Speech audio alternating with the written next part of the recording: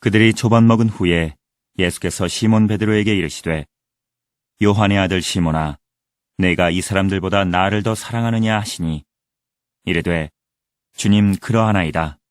내가 주님을 사랑하는 줄 주님께서 아시나이다. 이르시되 내 어린 양을 먹이라 하시고 또 두 번째 이르시되 요한의 아들 시몬아 내가 나를 사랑하느냐 하시니 이르되 주님 그러하나이다. 내가 주님을 사랑하는 줄 주님께서 아시나이다.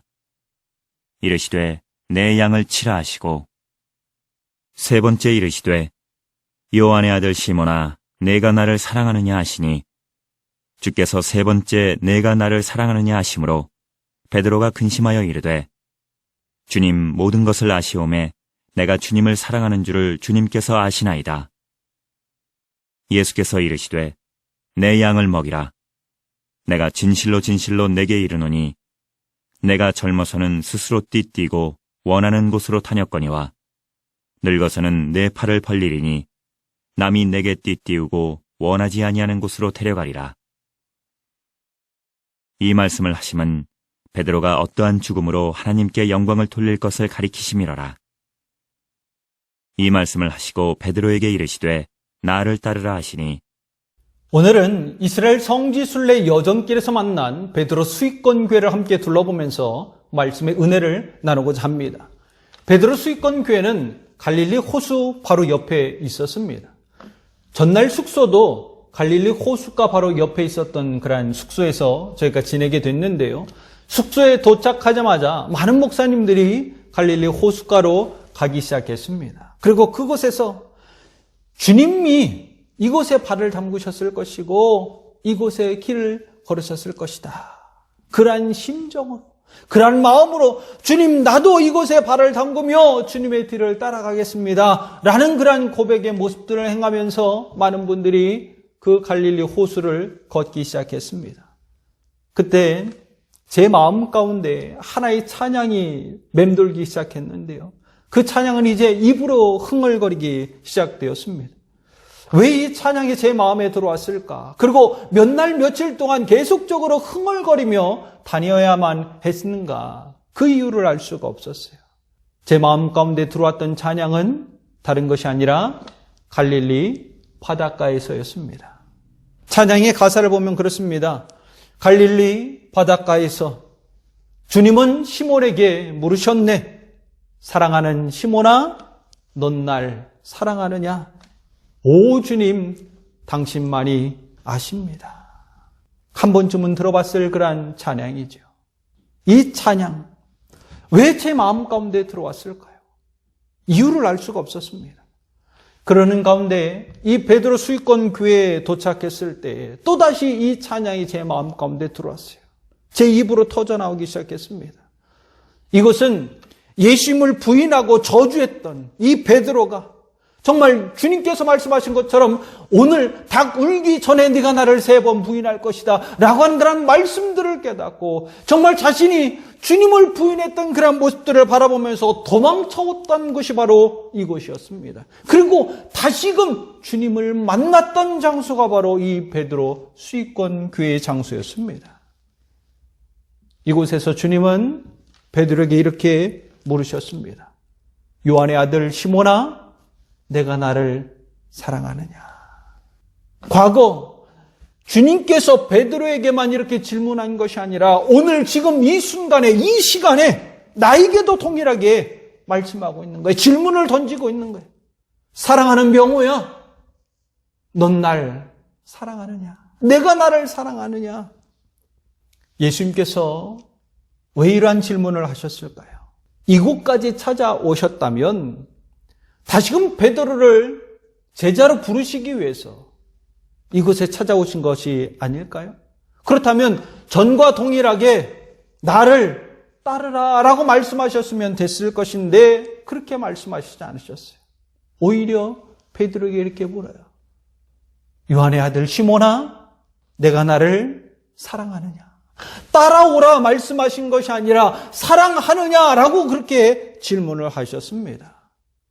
베드로에게뿐만이 아니라 오늘 나에게도 동일하게 과거의 내 모습이 아니라 지금 현재의 내 모습 속에서 내가 나를 사랑하느냐라고 이렇게 질문을 던지시고 있다라고 하는 것입니다. 왜 그러하셨을까요? 왜 이러한 질문을 던지셨을까요? 첫 번째 이유는 회복을 위해서입니다. 회복을 위해서. 예수님께서 베드로에게 3번씩이나 요한의 아들 시몬아, 내가 나를 사랑하느냐? 내가 나를 사랑하느냐? 내가 나를 사랑하느냐라고 물으셨던 것은 다른 이유가 있어서 그런 것이 아니라 베드로를 온전히 회복시키기 위해서 이러한 질문을 던지셨다라고 하는 것입니다. 베드로는 예수님을 저주하고 맹세하면서 부인했던 그러한 장본인입니다. 그리고 모든 것을 다 뒤로하고 갈릴리로 도망왔던, 갈릴리 호수로 다시금 도망왔던 그러한 장본인이었습니다. 예수님과 함께했던 그 시절과는 상황이 달라요. 너무나도 다릅니다.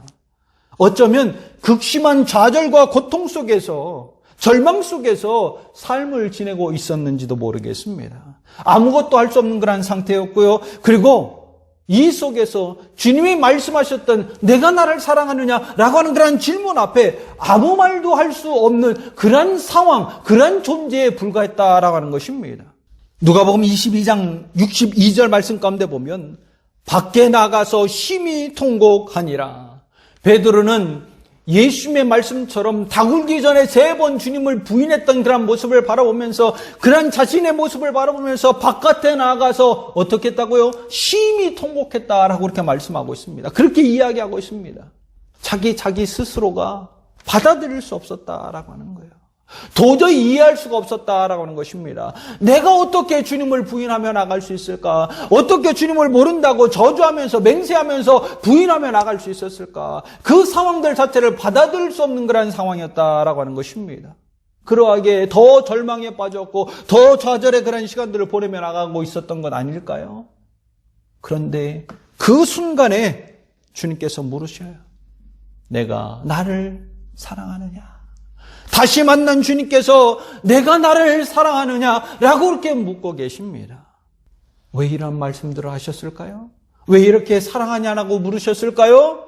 그 좌절과 절망 가운데 아무것도 할 수 없고 자기 자신을 정말 처절하게 밑바닥까지 내려갔던 그 베드로를 회복시키기 위해서, 그를 다시금 끌어올려서, 그 절망으로부터 끌어올리고 좌절로부터 끌어올려서 온전히 회복시키기 위해서 내가 나를 사랑하냐라고 질문을 던지셨던 것입니다.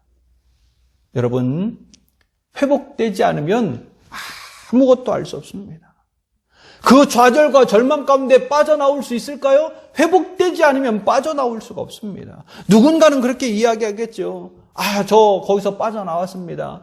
온전히 회복되지 않는다면 빠져나온 것이 아니다라고 하는 것입니다. 삶을 살아가고 있지만 일상의 삶을 온전히 살아갈 수 없게 된다라고 하는 것입니다. 왜요? 아직까지 온전히 회복되지 못하고 있기 때문에. 나는 회복된 것처럼 보였으나 내가 겪고 있었던 그 좌절과 절망이 끊임없이 나를 짓누르고 있기 때문에 그 짓눌러진 그런 상태 속에서 온전한 삶을 살아간다라고 하는 것은 있을 수 없는 거예요. 회복이 되지 아니하고는 결코 빠져나올 수 없는 것입니다. 이런 사실을 주님께서는 너무나도 잘 알고 계셨기 때문에 베드로를 회복시킬 수 있는 유일한 방법은 당사자였던 예수님께서 친히 찾아오셔서 그를 감싸 안아주고 베드로를 용서해 주셨을 때, 그때 비로소 베드로는 좌절과 절망의 늪에서 빠져나와서 온전한 회복을 이루며 나갈 수 있게 되었던 것입니다. 그래서 예수님께서는 베드로에게 찾아오신 거예요. 그리고 베드로에게 찾아오셔서 베드로를 향해서 다시금 내가 나를 사랑하느냐? 정말 내가 너를 불렀을 때 나와 함께 다녔던 그런 많은 시간들 속에서 사랑을 함께 나눴던 그런 모습과 같이 지금 다시금 내가 나를 사랑하느냐? 그렇게 물으셨던 거예요.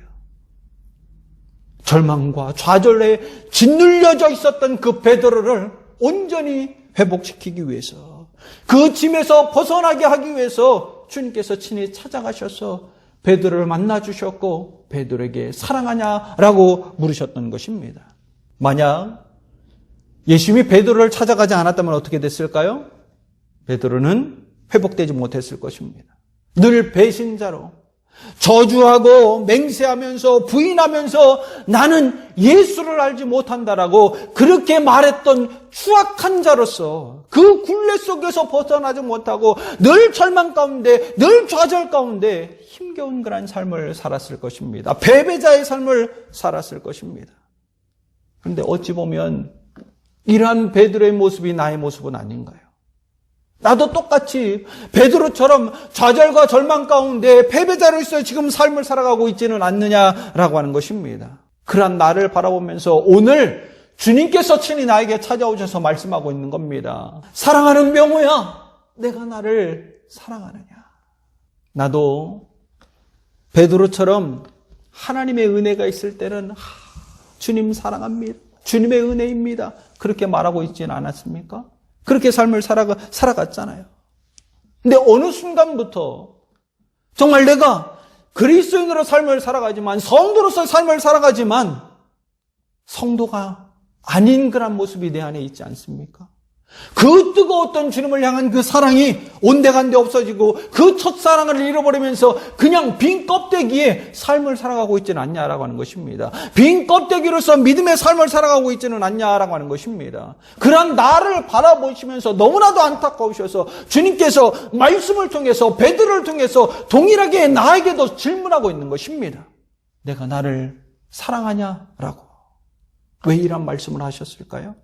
왜 사랑하냐고 다시금 물으셨을까요?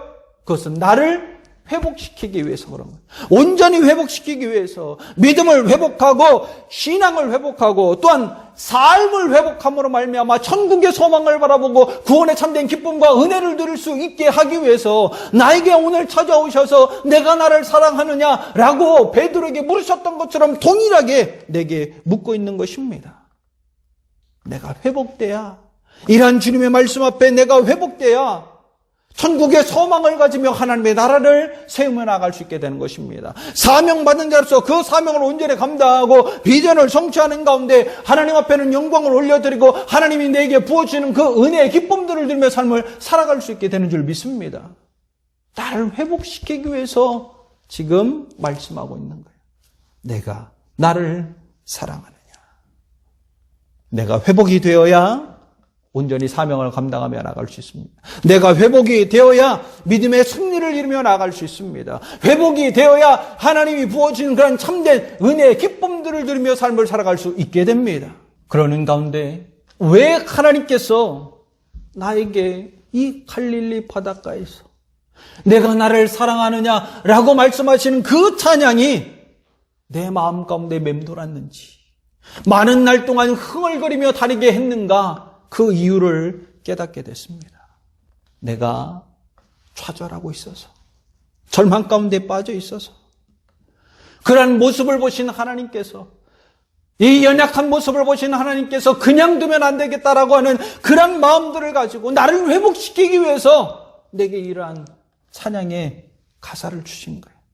그 찬양이 계속적으로 흘러나오게 하셨던 거예요. 한편으로는 참 더디기만 가는 그 모습들을 바라보면서 낙담하기도 했습니다. 낙담이 되기도 해요. 모든 것이 다 하나님의 은혜였습니다. 하나님의 은혜입니다. 하나님의 은혜로 삶을 살아갑니다. 라고 말하지만 더 큰 은혜를 바라봤던 내 모습과는 전혀 다르게 흘러가는 그런 모습들을 보면서 더디게 흘러가는 그런 상황들을 바라보면서 고민하기도 하고 절망하기도 하고 갈등하기도 하고 좌절했던 그 나의 모습을 보게 됐어요. 그 모습을 주님이 너무나도 더 잘 알고 계시기 때문에 그냥 둘 수 없기에 그 좌절과 절망에서 다시금 나를 끌어올리시기 위해서 내가 나를 사랑하느냐 그 찬양을 저에게 주셨던 거예요. 저만 그런가요? 아니잖아요. 내 삶을 한번 돌아보십시오. 내가 믿음의 삶을 살아가고 있지만 정말 내 생각과 다르게 흘러가는 그런 모습들 속에서 절망하지 않습니까? 좌절하지 않습니까? 낙담하지 않습니까?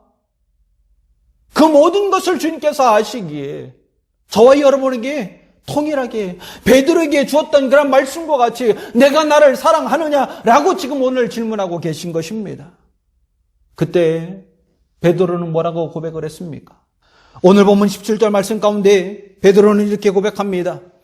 세 번째 이르되 요한의 아들 시몬아 내가 나를 사랑하느냐 하시니 주께서 세 번째 내가 나를 사랑하느냐 하심으로 베드로가 근심하여 이르되 주님 모든 것을 아시오매 내가 주님을 사랑하는 줄을 주님께서 아시나이다. 오늘 베드로가 주님 앞에 고백을 행하는 가운데 왜 근심을 했을까요? 베드로가 근심했다라고 말하고 있잖아요. 내가 나를 사랑하느냐라고 주님께서 말씀하고 계실 그때에 내가 주님을 사랑합니다라고 말하기 직전에 베드로는 근심하고 있어요. 왜 근심했을까요? 근심한 이유가 뭘까? 여기서 우리가 놓치지 말아야 할 것이 있습니다. 그것이 뭐냐면 세 번의 질문이 있었어요. 첫 번째, 두 번째 주님께서 질문하며 나가셨을 때에 주님께서 내가 주님을 사랑하는 줄 아시나이다 라고 이렇게 이야기를 합니다. 아시나이다. 그 원문을 보면 에이도라고 되어져 있어요. 에이도. 알다라고 하는 거란 뜻인데 원문상의 의미는 어떤 의미냐? 지식적으로 알다라고 하는 거예요. 지식적으로. 사랑이라고 하는 것이 이러한 것이구나라고 하는 것을 지식적으로만 알고 있다. 아는 것으로 대답했다라고 하는 것입니다. 아, 사랑이 이러한 것이지. 여러분 한번 생각해 보세요. 가끔 그런 이야기를 합니다. 사랑을 뭘로 배웠다고 해요? 책으로 사랑을 배웠다라고 이야기합니다. 책으로 사랑을 배웠는데 그 사랑을 삶으로 나타낼 때 잘 돼요? 안 돼요? 안 되잖아요. 안 돼요. 지식적으로 안다고 해서 사랑이 온전히 나타나는 것은 아니다라고 하는 것입니다. 그런데 오늘 주님께서 내가 나를 사랑하느냐라고 말씀하고 있을 그때 질문하고 있을 때 첫 번째, 두 번째 베드로가 고백했던 그런 이야기는 그런 뜻은 그냥 내가 지식적으로 하는 사랑으로 대답을 했다라고 하는 것입니다. 주님이 그것을 원하셨을까요? 주님께서 원하신 것은 그것이 아니다라고 하는 겁니다. 그런데 세 번째 아시나이다라고 하는 그런 원문은 전혀 달라요. 다른 형태로 쓰였다라고 하는 것입니다. 기노스코라고 되어져 있는데 똑같이 알다라고 하는 그런 의미가 있어요. 근데 원문상 의미는 경험으로 아는 것, 경험되어져서 아는 그런 사랑들을 이야기하고 있다라고 하는 것입니다. 한마디로 지식적으로 알아서 사랑합니다라고 이야기하는 것이 아니라 내가 직접 경험함으로 말미암아 그 경험되어진 것을 가지고 정말 진실성을 담아서 진솔함을 담아서 주님 앞에 주님이 내가 주님을 사랑하는 줄 주님이 아십니다. 그래서 베드로가 대답하기 직전에 근심했던 것 아닌가요? 내가 얼마나 주님을 사랑하고 있는지 주님께서 아시지 않습니까? 나하고 함께 지냈던 그런 상황들 속에서 경험했던 그런 사랑, 그것이 무엇인지 주님 아시지 않습니까? 주님께서 내가 나를 사랑하느냐라고 질문하시니 저는 그 경험되어진 것을 바라보면서 내가 얼마나 주님을 사랑하고 있고 그 사랑의 관계가 얼마나 깊은지 주님도 아시기에 나는 그 모습을 그대로 담아 진솔하게 정말 솔직하게 나의 사랑의 심정을 담아서 주님 앞에 고백합니다. 내가 주님을 사랑하는 줄 주님이 아십니다. 그렇게 고백을 했던 거예요. 그죠? 머리로 사랑이 이런 거지, 이렇게 된 것이 사랑이지, 그냥 지식으로 알아서 이야기하는 것이 아니라 주님과 예수님과 함께 지냈던 그런 시간들 속에서 직접적으로 경험한 그 사랑에 참된 뜨거움을 가지고 진솔하게, 진실하게 자신의 마음을 주님 앞에 표현하며 나갔다라고 하는 것입니다. 이러한 진실한 사랑, 그 고백임을 알기에 예수님께서 베드로에게 그렇게 이야기한 것 아닙니까? 내 양을 먹여라. 오늘 주님께서 내게도 말씀하고 계세요. 절망하고 있고 좌절하고 있는 가운데 어찌할 바를 몰라서 그냥 패배의 삶을 살아가고 있는 나의 모습을 바라보면서 주님께서 다시금 말씀해주고 있는 것입니다. 내가 나를 사랑하느냐? 그 첫사랑의 모습들을 회복하고 믿음을 회복하고 다시금 주님 앞에 나와 그 사랑의 온전한 관계들을 맺으며 내가 정말 주님을 사랑하는 줄 주님께서 아십니다. 너의 진실한 사랑을 나에게 고백해라. 그리고 회복되어라. 저와 여러분이 그저 머리로만 아는 사랑이 아니라 예수 그리스도를 내가 정말 첫사랑 만났던 그 사랑의 모습을 다시금 회복하고 온전히 주님 앞에 나와서 하나님을 향해서 나의 진심을 담아서 주님, 내가 주님을 사랑합니다. 내가 주님을 사랑하는 줄 주님께서 아십니다라고 고백하는 성도가 되어질 수 있기를 간절히 축원합니다. 그래서 모든 것이 회복되어서 다시금 내 양을 먹여라라고 하는 그런 사명을 받고 사명을 온전히 감당하여서 하나님 앞에 영광을 올려드리며 하나님이 내게 부어주시는 참된 은혜의 기쁨들을 들으며 나아갈 수 있는 성도가 되기를 간절히 축원합니다. 두 번째, 예수님께서 베드로를 향해서 내가 나를 사랑하느냐라고 3번씩이나 물으셨던 그 이유는 자기를 점검하게 하기 위해서 그래요. 나를 점검하게 하기 위해서 그렇게 반복적으로 질문을 하셨다라고 하는 것입니다. 베드로가 그 3번의 질문 앞에 왜 근심을 했습니까? 왜 근심하며 답을 했을까요? 예수님께서 자꾸 물으시는 그 이유가 있었다라고 하는 것입니다. 물음에 대답을 했는데 또다시 물으셨던 그 이유, 대답을 했는데 또다시 물으셨던 그러한 이유가 있기 때문에 자꾸 똑같은 그러한 질문들을 하고 있는 거예요. 자기를 돌아보라고. 베드로는 참 교만했던 그러한 인물입니다. 예수님께서 마지막 만찬을 행하시며 나아갈 때에 그런 말씀들을 하시잖아요. 오늘 밤 너희가 다 나를 버리게 될 것이다. 버릴 것이다. 이런 말씀 앞에 베드로가 뭐라고 이야기했을까요? 마태복음 26장 33절 말씀 가운데 베드로가 대답하여 이르되 모두 주를 버릴지라도 나는 결코 버리지 않겠나이다. 베드로는 지금 어떻게 하고 있습니까? 호언장담하고 있습니다. 다 버린다 할지라도 나만큼은 결코 주님을 버리지 않겠습니다. 근데 이 말을 들으셨던 예수님이 기뻐하시는 것이 아니라 다시 베드로에게 이야기합니다. 오늘 밤에 닭 울기 전에 내가 나를 3번 부인하게 될 것이다. 이 말을 들었던 베드로가 또 뭐라고 이야기했을까요?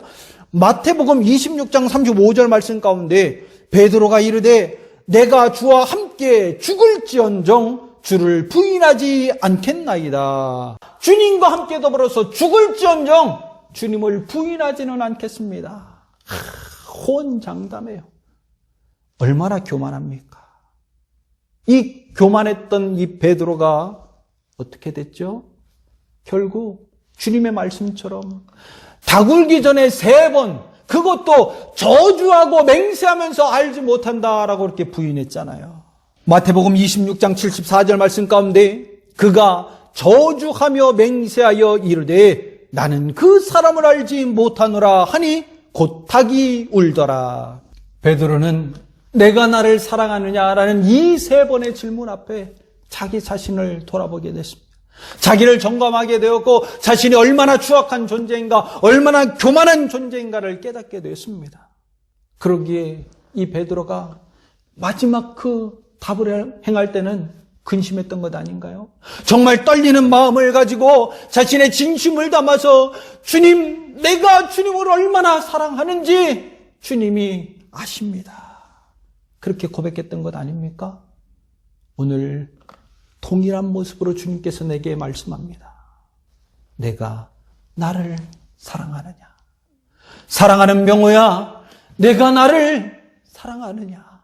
사랑하는 명호야, 내가 나를 사랑하느냐?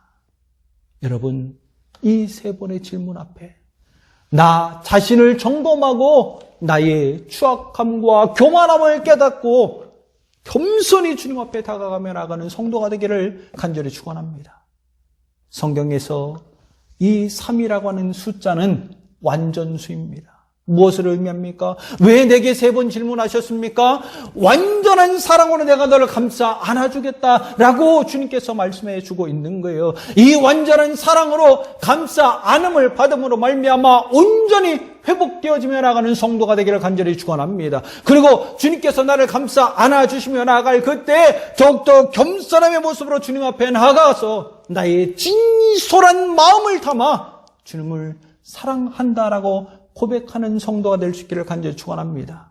이 사랑의 고백을 통해서 날 온전케 하시는 하나님이 내게 부어주시는 그 은혜의 기쁨들을, 사랑의 기쁨들을 날마다 누리며 나아갈 수 있기를 간절히 축원합니다.